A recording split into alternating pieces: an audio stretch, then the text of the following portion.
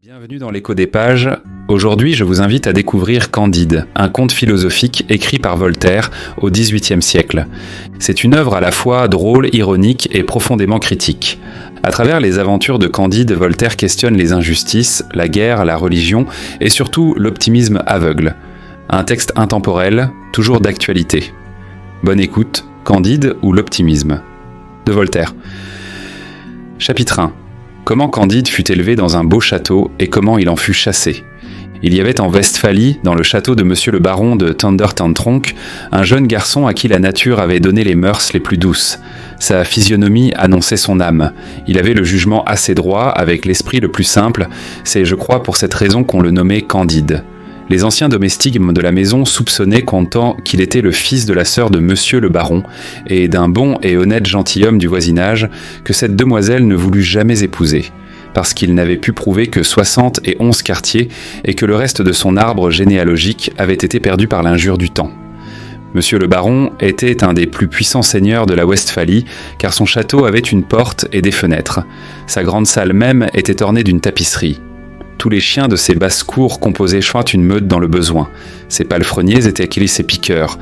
Le vicaire du village était son grand aumônier. Il l'appelait Monseigneur, et riait client quand il faisait des comptes. Madame la baronne Contelor, qui pesait environ 350 livres, s'attirait par là une grande considération. Elle faisait les honneurs de la maison avec une dignité qui la rendait encore plus respectable. Sa fille Cunégonde, âgée de 17 ans, était haute en couleur, fraîche, grasse, appétissante. Le fils du baron paraissait en tout digne de son père. Le précepteur Pangloss était l'oracle de la maison, et Candide écoutait ses leçons avec toute la candeur de son âge et de son caractère. Pangloss enseignait la métaphysico-théologo-cosmolonigologie. Il prouvait admirablement qu'il n'y a point d'effet sans cause, et que, dans ce meilleur des mondes possibles, le château de Monseigneur le baron était le plus beau des châteaux, et Madame la meilleure des baronnes possibles. Il est démontré, disait-il, que les choses ne peuvent être autrement, car tout étant fait pour une fin, tout est nécessairement pour la meilleure fin. Remarquez bien que les nez ont été faits pour porter des lunettes, aussi avons-nous des lunettes. Les jambes sont visiblement instituées pour être chaussées, aussi avons-nous des souliers. Les pierres ont été formées pour être taillées et faire des châteaux, aussi monsieur le baron a un très beau château. Le plus grand baron de la province doit être le mieux logé, et les cochons étant faits pour être mangés, nous mangeons du porc toute l'année.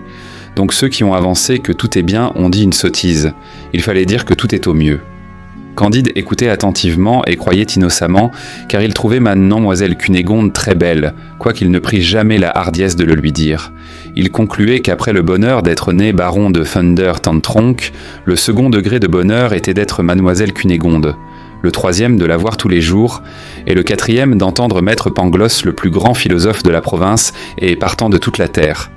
Un jour, Cunégonde, en se promenant auprès du château dans le petit bois qu'on appelait parc, vit entre les broussailles le docteur Pangloss qui donnait une leçon de physique expérimentale à la femme de chambre de sa mère, petite brune très jolie et très docile. Comme mademoiselle Cunégonde avait beaucoup de disposition pour les sciences, elle observa sans souffler les expériences réitérées dont elle fut témoin. Elle vit clairement la raison suffisante du docteur, les effets et les causes, et s'en retourna tout agitée, toute pensive, toute remplie du désir d'être savante, et songea qu'elle pourrait bien être la raison suffisante du jeune Candide, qui ne perdait pas une syllabe des instructions de maître Pangloss. Elle rencontra Candide en revenant au château et rougit. Candide rougit aussi. Elle lui dit bonjour d'une voix entrecoupée, et Candide lui parla sans savoir ce qu'il disait.